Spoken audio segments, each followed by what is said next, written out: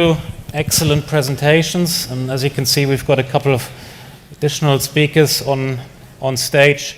So maybe just a very quick introduction. Ugne, do you wanna start, and who you represent, and how your company is kind of fitting into this kind of ecosystem that we just described? Sure, no problem. So my name is Ugne Buraciene. I'm the group CEO of Payabl.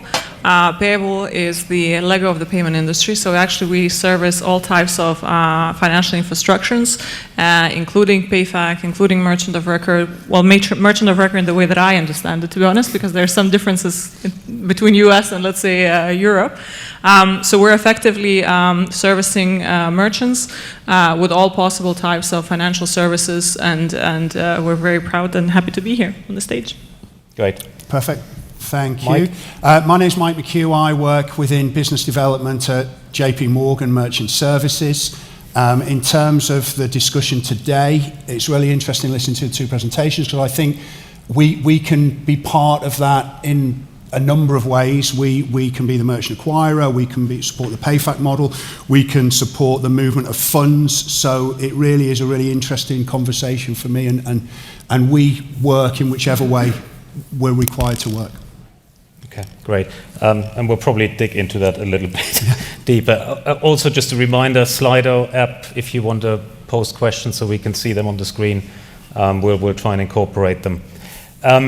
So we had a couple of presentations that were looking at the challenges that you guys had, maybe from a merchant perspective.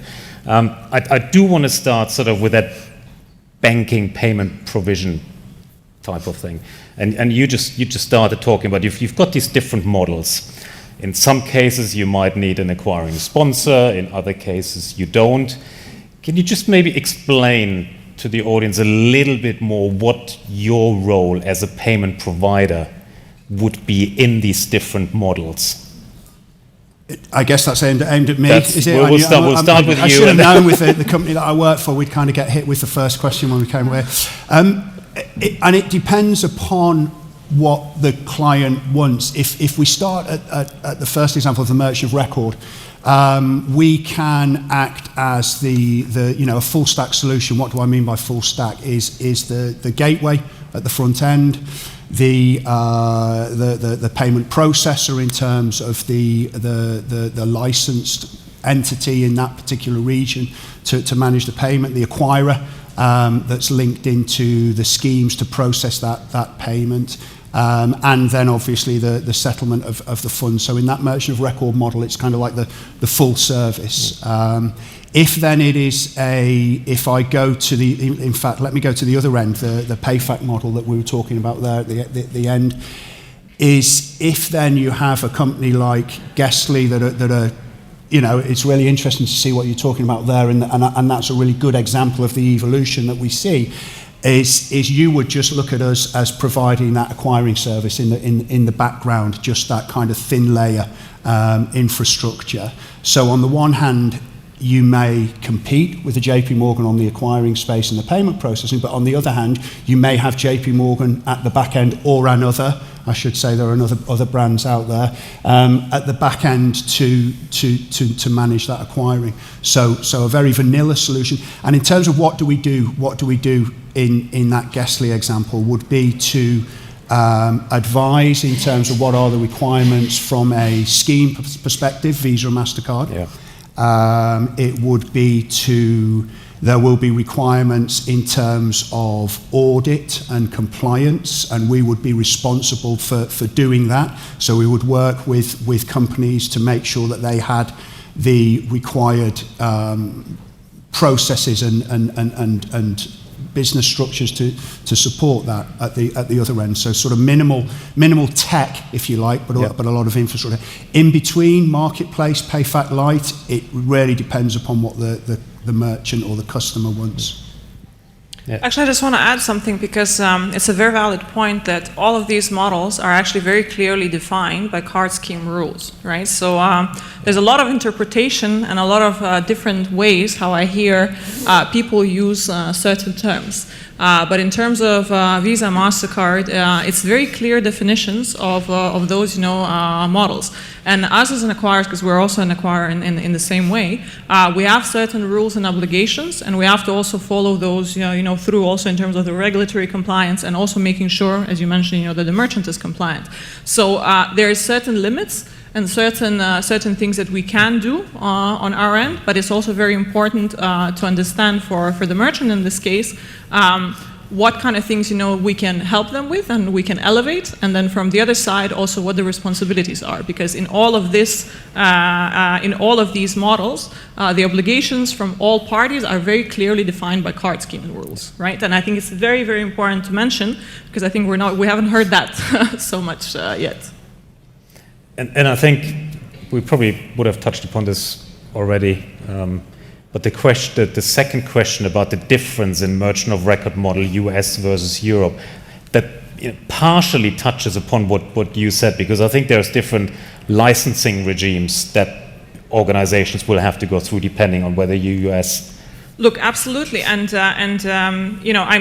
I'm a payments geek by nature. I mean, I've been in payments for almost 20 years, and I still learn new things. And today, I was thinking about it that I always had a different view of how the merchant of record, works. And for example, for us as an acquirer, it's a very simple term. A merchant of record is the actual merchant, right? So in Europe, for example, I have certain limitations. I cannot have an external entity being the merchant of record, because that's actually against card scheme rules and also against AML rules, right?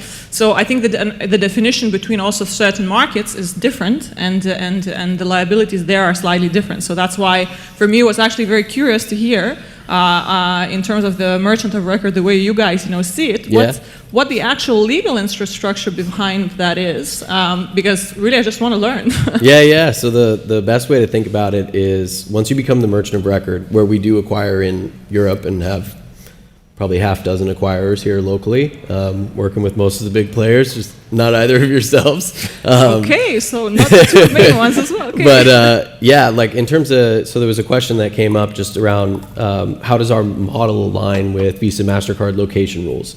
So when you become merchant of record, and this is different from kind of the Payfac model, the biggest difference is you truly do become the merchant. You are basically, think of it as like a distributor. You wholly own like that product, that service. You're responsible for it, as well as, of course, the financial responsibility as you would becoming like a full-blown Payfac. The Payfac heavy versus Payfac light that you illustrated really well in your presentation, where sometimes that liability might still sit with the acquirer or with the Payfac. But for a merchant of record in the location rules in particular, the key of what must be done is there has to be a disclosure at the time of checkout to the end shopper of who ultimately is pulling money off their card, like the actual entity that's pulling money off their card. So if we're acquiring in Europe, for example, it'll say like this process is being transacted by Reach EU. And we're using an acquirer on downstream, of course, to then process that transaction. But that's really like the Visa location rule and requirements that schemes have in order to be the full-blown merchant. And what about AML rules? So I'm just curious again, because where you say that you become the intermediary. So in this case, are you handling also the fund process? Oh yeah. So the cash flow will go from shopper to acquirer via our MIDS that's owned by us in a particular region. So EU, for example. Money hits our bank account, and then we remit the funds back to the end supplier, the end merchant. And you are licensed in Europe? You don't have to be licensed as a merchant of record. So in effect, you're a reseller?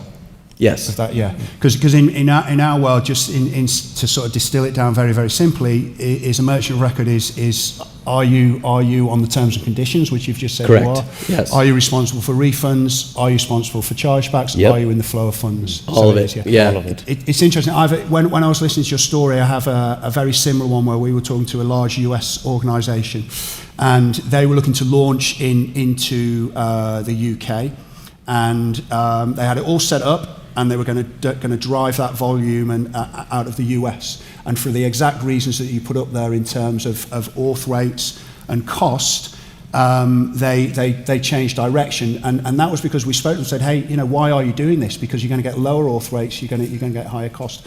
And what they actually ended up doing is they had a branch in the UK. So what we did on their behalf is we went to the schemes and we said, look, this is the entity structure for the client. So you get look worried there. I'm not doing it out of any business. I'm just telling a story.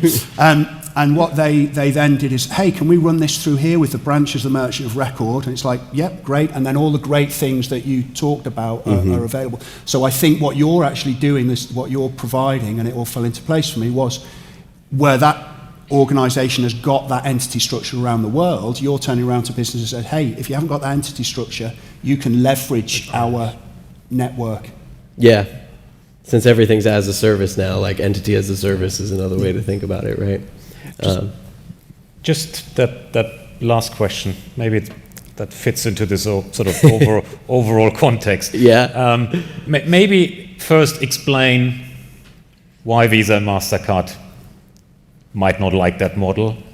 I think it's just because it adds like a third party in between the transaction. But ultimately, like it is very clearly spelled out in all the location rules and the Visa rules. They recently updated. There was a lot of merchant of records were doing something which is called like flash title, where they're like barely taking ownership of the transaction for a very short, millisecond between buyer and seller, essentially, which ultimately they didn't like because they weren't fully taking over like the ownership of that good or transaction. And that was a new update to their localization rules, which I think came out sometime last year. Don't quote me because I'm sure there's someone in the room that knows it. But yeah, I think what they started to crack down on was basically just very pass-through entities that were a lot less involved in the transaction. And that's where we saw some changes in their rules. But again, working with acquirers all over the world in 72 different countries we're locally acquiring in right now, we have to play by the rules because most of our volume comes from all the major markets where those localization rules are very heavily enforced. Okay. Maybe then just move on a little bit, if I may. One thing that always sort of strikes me working with these new business models and new entities is that most of the things you can't do on your own. You rely on partnerships. You want to pick the right partner because in some of these things, you don't want to build up your own, onboarding, KYC capabilities in-house if there are others that can do it, much better for you. Yeah. Maybe Alisa and then Kenny, how did you sort of go about these partnership options? I know you ended up with Breach. I know you've got Payment Ops. Was that the company you? It's a consulting. It's a consulting firm. So, but how do you kind of realize what the pain points are and then take the next steps to find the suitable partner and then ultimately make the right decision in terms of what your model would be, because you've got, as we said, plenty of options. I'll let you go first. So I think the first step is really to define what is the end goal and what is the pain point we're trying to solve. And then also to understand, as I mentioned in the presentation, the legal agreement, because in the legal agreements, a lot of the times, there is the real partnership, because from the sales perspective, there is a lot of things going on between merchants and providers, but in the legal agreements, there is hidden the liability. Not always hidden, a lot of the times it's really clear, but it's also really helping to understand the relationship between the two partners and to address the operational flows that will come after, and also the solution that we will design. Okay. Just going back to her point, don't create a problem that doesn't exist. So in our case, we had a problem we needed to solve, right? Revenue started getting soft. We started to see the decline codes. We dug in and realized that we were missing something. And the one thing I'll touch on is the third-party provider that managed LeakPass before we took over. It came to us later when we realized they had local entities across the world and they were doing local acquiring, but this was blind to us at the time. So it was going through and realizing, hey, they do have local entities, and that's why the projections were based on the existing numbers, right? So when you cut over to a new PSP and you're processing, you start to see revenue go soft, then you start to dig in and you realize, oh, here's the problem. And that's where we go, okay, we need to get to local acquiring as soon as we can, and that's how we end up going and looking out in the market. Okay. still going back a little bit about the selection of these models, because I think there is an awful lot of complexity sort of in the market, and a lot of people, quite frankly, don't understand which model is better than the other. I think in the first presentation, I think you emphasized sort of that cross-border element and leveraging local acquiring regulations. If I'm not mistaken, Alisa, I think you talked a lot about sort of the liabilities, when you had this table, and what level of liability are you willing to take on. What are maybe some of the other decision points and drivers that lead you down a certain path that makes one model more suitable than the other? And maybe start with you, and then we come to Ugne and Mike, because you probably look at it very differently from a payment provider perspective. So if we start with you, what are the drivers? Is it just cross-border? Is it just liability? Or are there other sort of traffic lights where you say, okay, if this is red, you have to go this way? So Guesty is a SaaS platform providing services to merchants. Eventually, our users are the merchants.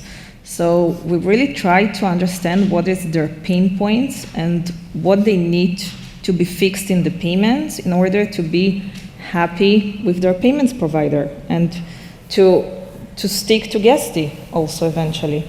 So we analyzed their needs, and we understood that they're trying to have less operational hassle of reporting, for example, one example. Another thing is to have one place to negotiate all the pricing and all the terms and all the agreements. Another thing is the risk mitigation process, how effectively they understand the educational part of the payment processing. We are not only dealing with enterprise users with 4,000 listings, we're also dealing with one owner that have one vacation rental somewhere, and they don't know what does it mean, chargeback liability, why do they need to be care about the chargeback, what is behind the scenes with Visa, MasterCard with these chargebacks, what is fraud, how to manage that correctly. So for us, it was really important also to address this part in their journey and to make sure all their payments needs are answered by the platform, by Guesty. For us, we wanted as little operational overload as much as possible, and then wanted to stay away from any tax liability in those markets. Simple as that. Okay, then flipping this to you jump guys. in. I mean, I always love the question, how do you choose, the right kind of, payment service provider, for your needs and the right model, to operate. And it would be a great moment now, to pitch Payable, but I won't do so, and purely focus on a few, I think, key important things that really matter. And I think, the guys here already mentioned is looking at your own business. So what do your clients need? In what kind of environment, you're operating? Also, you as a merchant, you're also looking at your own revenue streams. You're looking, where to cut, your costs. So it has to be a holistic approach. Understanding your own business, understanding markets where you're going. So again, from MBA side, okay, we're doing cross-border transactions, so we need help and assistance, with that, to streamline. So I think it's not one thing. Looking at the payment service providers, looking at many factors, cost being one of them, technology being one of them, and also which parts do you really want to offload of yourself, right? So again, as you rightfully mentioned, you don't have the resources and you want to operate it in the lowest possible, operational, manner. So you analyze that from your own, business perspective, and then you know exactly what kind of partner, you need, to partner up on and partner up with. In my view, really, the relationship between a payment service provider and the merchant should be very, very, or merchant or Payfac or whatever it is, should be very transparent and should be in sort of in a consultancy way, right? So you have to talk to your payment service provider, be able to basically discuss and to understand these different models that they basically would suit to you, to say, okay, guys, you have these needs, we can do this and this, for you, and if you find that match and if you find that level of consultancy and trust, I think then that's the best partnership, to have. That's in my humble opinion. Okay. From my perspective, it's interesting because we generally get merchants that come to us and tell us what they are, and then we will look to support them. what you've just said there in terms of offloading is the key part of it, because if someone comes to us and says, hey, we're a Payfac, can you support us? Our first, couple of questions are, how big's your compliance department? How big's your legal department? Because if they're taking that in-house, then there's that relationship or that ownership that's got to be there. What we generally see is a merchant of record that will come to us and say, we're selling boxes, but actually we've been asked to sell triangles. So we want to bring another manufacturer on board on our platform. How do we do that? The easiest way to do that is through merchant of record, but then that volume is then on your P&L, then you've got tax and all of those kind of things, but they'll do it for a while. And then it goes back to your first statement earlier where you talked about Shopify, where their main business or their main revenues were coming from what they sold and the margin they were making, to then suddenly thinking, hold on a minute, payments now is a huge cost for us. How can we minimize that? Well, actually, if we bring that in-house and it's almost the payments team, grows, and your payments becomes your business model instead of what you originally set out to do. And it's interesting because with the businesses which are sat either side of me here, it's almost like they're ahead of the curve and have kind of said, hold on a minute, there's going to be this opportunity. And in the last sort of 10 years have been building that infrastructure to support the businesses. Yeah, and I think that's probably one of the reasons why they are being sort of the reference, example for how you successfully do that, and they didn't build everything themselves. They have a payment provider sitting in the background, or a bank, yeah, and they strategically box out the rest. So exactly. Some friendly competition. Just a couple of, I think there's some very specific questions. If we just quickly maybe touch upon them, Reach. You're handling physical goods. So how physical versus digital differences. Honestly, at the end of the day, kind of as I said, when you become a merchant of record, like you are really the reseller of that product, for lack of a better explanation, like just to simplify it. And so with a physical good, taxes, for example, right? Like when you become merchant of record, you're responsible for the tax liability. Now, like Visa location rules is not a tax auditor. So we're talking about completely different regulating bodies, sort of say. And when you look at physical versus digital goods, physical goods, obviously there's borders, there's custom agents. You have to collect VAT if it's under the de minimis value when you guys are buying a package from the US. And sometimes there might be duty applied if it's over the 150 euros. So all of that compliance and regulation always falls onto ultimately who pulls money off the shopper's card, which in our case is us as the merchant of record. So there's not really any change towards the physical world and the digital world. The tax rules definitely differ because of the fact that, again, you have like a box that's going across a border and getting scanned by a customs broker versus just a software that you click and download and get access immediately. So yeah, from a tax legislation perspective, it's very different across every different region around the world. But ultimately, the MOR kind of handles that. Okay. Then there's one, I think, Lisa, for you with the number of PSPs that you're working with. Is that something you can share, don't want to share? We have different strategies behind the scenes. Each one meet the correct goal that we set for ourselves. Okay. But Volker, I would like to address the first question, if possible. Me too, actually. Okay, the one with the collateral and the... Yeah, about the rolling reserve and the collect of credit risk. So I think the main difference for Guesty Pay users is they have a risk team that have a call with them online and explain them why the rolling reserve is collected, why it's helping their business to protect themselves for the cash flow, how it's helping us to protect them from the seasonality they have in their business, because they have 3 months of high season and then the chargeback starting to hit, and then they have low season and they have a high chargeback ratio. And once we're explaining them this simple rule of how it's helping them to help us to protect their cash flow, they're really happy for the explanation and the painful rolling reserve becoming something that protects them and mitigate the risk for them. Yeah, and I will add to that because from the acquirer perspective, you have to look at the business model that you're onboarding. And of course, to collateralize, whether it's rolling reserve, whether it's fixed deposit or anything like that, it is also in our sole discretion, but it's also at our own risk. As an acquirer, we would be running a risk if something were to happen to a merchant. We are liable in front of the card schemes. We're ultimately the one that will pay the bill. So, but I really liked what Alisa said about the fact that you do have to educate merchants about why this requirement exists. There are different types of way how to collateralize. So whether it is a rolling reserve, whether it is a fixed deposit, it can be also, the difference in the period also can be different for example, for rolling reserve, but it really does depend.